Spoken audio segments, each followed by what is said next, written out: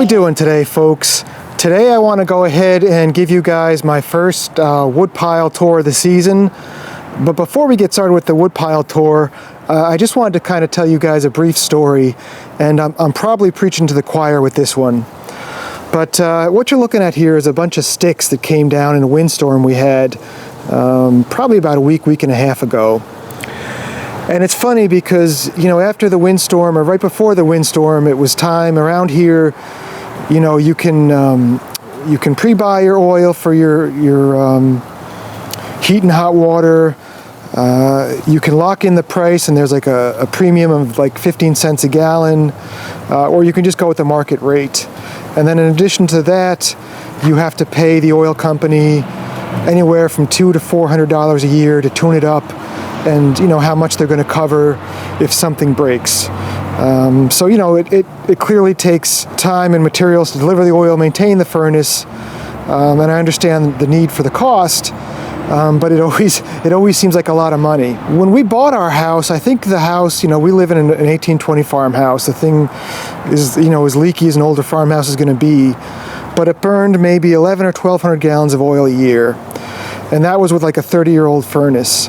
So within a few years of moving in, we upgraded the furnace after it caught fire and put a new modern efficient furnace in, which is, I think it's 83 or 86% efficiency. So our oil has gone down to, I think they said we'd burn like 800 or 900 gallons a year for heat and hot water, and we actually end up burning a little under 500 gallons a year because I burn the wood stove through the winter. So let's say I save 400 gallons of oil a year, $2.75 a gallon, so you're talking $900 give or take. Wood stove, I can light it, I can maintain it. Cleaning a wood stove chimney takes time, not a big deal. When it comes time to maintain an oil burn furnace or boiler, I have no idea what I'm doing, and there's not many YouTube videos on it, but you know, there's definitely a skill set you need.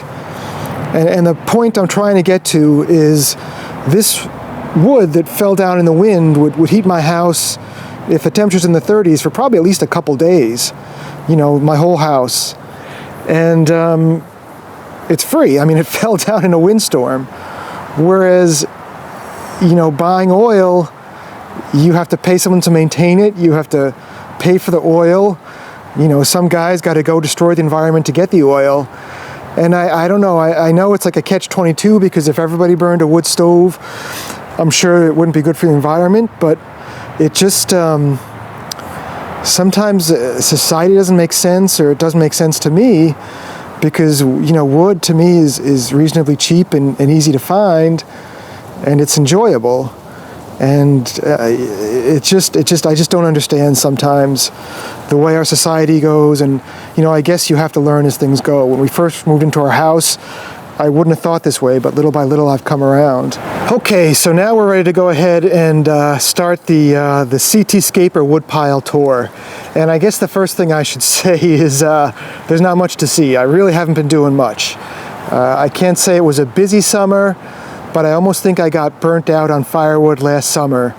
So, you know, maybe a week ago or so I started splitting some wood, but I really haven't been doing too much. At the end of last winter, there was a big, huge pile of wood over here, and I've actually got rid of that.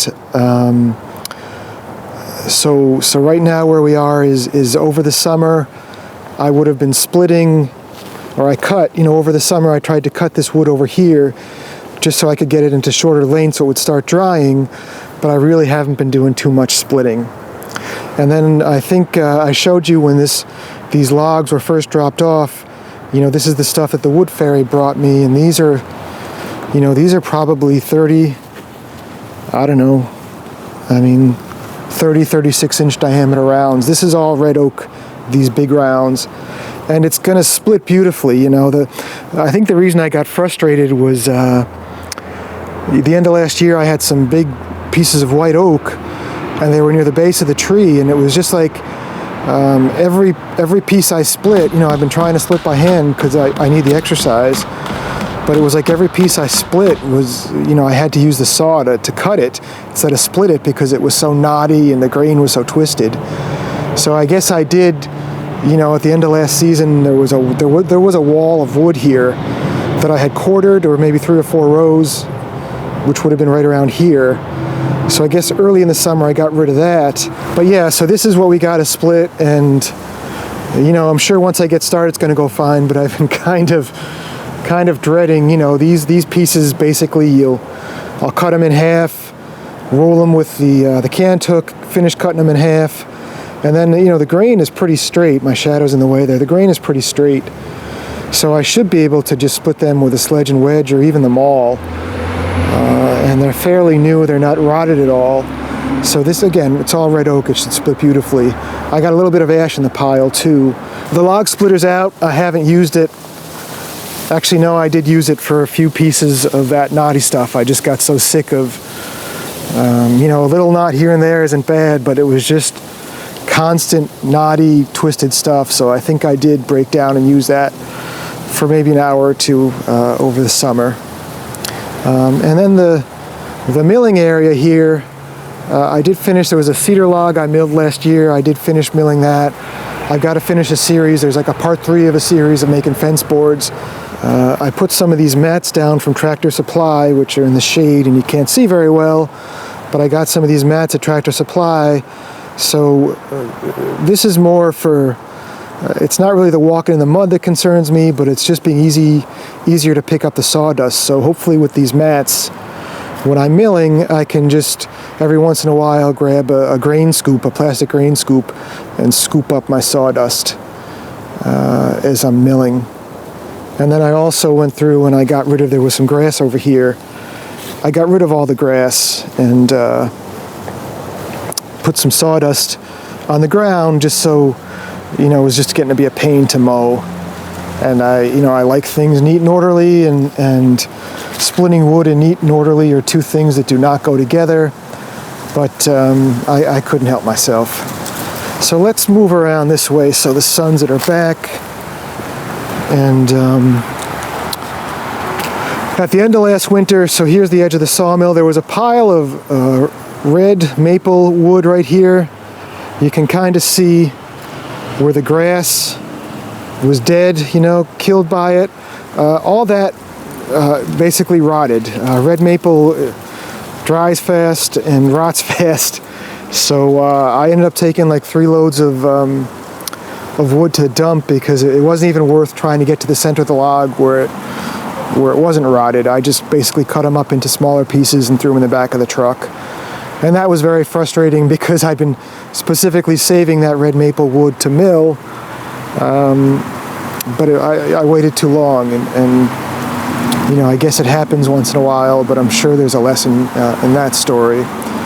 And then I did consolidate, so all I've really got to mill right now is what you're seeing over here, which I've still got 3 pieces of cedar that I could definitely use in my fence. I've got some cherry, a little bit of white oak, and then some maple, which I really should have the anchor seal on the ends of these logs as well. But I guess the wood area has just been such a mess. And I mean, I had a lot of wood last year I went through, but I really want to kind of clean things up.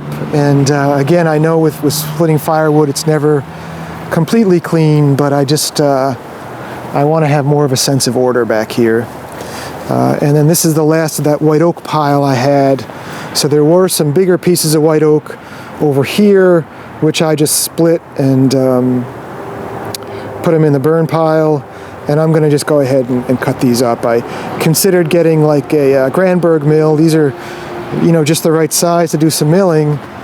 But it's like, I always have these dreams of milling wood, but I never seem to find the time to do the milling and, to invest the $250 or $260 in the mill, the 32-inch guide bar. I mean, I guess you're only looking at maybe $400 or so to get the materials and the supplies, but I don't even know what I'd do with the wood if I did mill it. So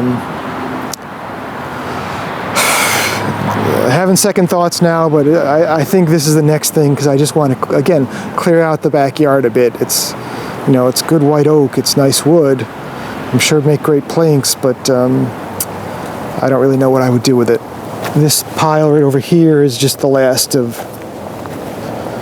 there was some smaller stuff. Maybe one of the loads the Wood Fairy brought me was some smaller stuff. So we'll get into that eventually. It's funny, this pile here looks so easy to cut compared to this other pile moving back over this way. But, I always just think a little at a time. You can't come out. Maybe some of you guys can. I can't come out and just try to split all this in a weekend. But, a couple hours at a time, we'll get there. Right here, this is pretty much what I've got for burning this year. And my thought was to go ahead and burn the stuff on the Holzhausen, what's left on the Holzhausen. And I've been going through that, but unfortunately I've been leaving the Holzhausen uncovered, so it's been getting wet. So I've been cheating and going into the Holzhausen here, or into the Holzhausen woodshed, which was fuller, but this is where I've been going for wood, because this, I gotta say, every time I burn really dry wood, the difference between burning dry wood or just covered wood and wood that's been out in the weather is night and day. And it's such a pleasure. This wood, all the wood in this pile is probably 2 or 3 years old, and it's been covered for the last few months. And you can almost light this stuff with a lighter, whereas the stuff that's been out in the weather on this pile over here, and it's been covered most of the time, but you'll put it on the fire and you get that steam and that sound. You see the bubbles at the end of the wood, and that's kind of led me to, I want to say my next project, but what I'm going to call one of my projects down the road is, I bought this Holzhausen woodshed was more of a temporary thing, and I like it because it's very compact, and I don't really think I have room to put a big woodshed in here. But what I'm thinking is, I'll use the Holzhausen well I can, and eventually replace it with maybe a woodshed that'll hold. I'd like to have one that could hold like 3 cords. I don't think it has to be too big, but if I can put a 3-cord woodshed over here, and then a 3-cord woodshed or a 2-cord woodshed somewhere else on the property, between the two of them, I'll have enough wood to keep me in really dry, nice wood for every winter. And it's really stupid for me not to put the time and energy and money into getting a woodshed, because as we talked about at the beginning of the video, I'm saving, what did we decide? It was 400 gallons, $275. So I'm saving maybe, let's say, $800 a year. So how many years does it take at $800 a year to make up for the cost of a woodshed and to not have to fight your wood supply? That's, I guess that is one of my short-sightedness parts, where, it's tough to either spend money to buy a woodshed or, I'd really like to build one. There's no rush. Again, carpentry's not my strong point, but there's no rush. But, it would be good to have a woodshed. So at some point, I could see myself replacing this with a woodshed. And then I'll show you one other spot on the property that I think is good for a woodshed too. So right here, this is the door to my garage. So, if you come out this door, you can head to the camera left out the door and get to the other woodshed. But if you head straight out the door here, I've got these maple trees, which have, I'm going to say there's about 14 feet between them. But I'm thinking like a 10-foot woodshed would fit very nicely right here, right where it'd be very convenient to get to wood. And I think this one would have to be smaller, but something that's maybe 8 by 10 could fit very nicely there. And if I do a woodshed, I'd love to do one of the ones that's is it a cape style? Not the A-frame, but the cape, where the ceiling is kind of higher in the front. But I think this would be a really nice spot to build a woodshed, and then with the one in the back, and then I can just alternate. And when you empty one, you start burning from the other one, and then you load up the one you emptied, and by the time you load it and burn the other one, you can just keep going back and forth, and the wood will, always be dry. So I think that's, I can't give you guys a time frame, but that's that's where my thought process is right now. That is my little, tour of the wood pile, and maybe when it gets a little bit colder out, I'll make some videos of me splitting wood or something. But just basically where we are. And what I'm doing this afternoon is actually this wood. I have a friend who needs a little bit of wood, so I'm going to load this in the pickup and then keep splitting the wood over there and just throw it right on the truck as I split it. And just keep moving along and just enjoy this beautiful day. So we'll see you soon, guys. Take care.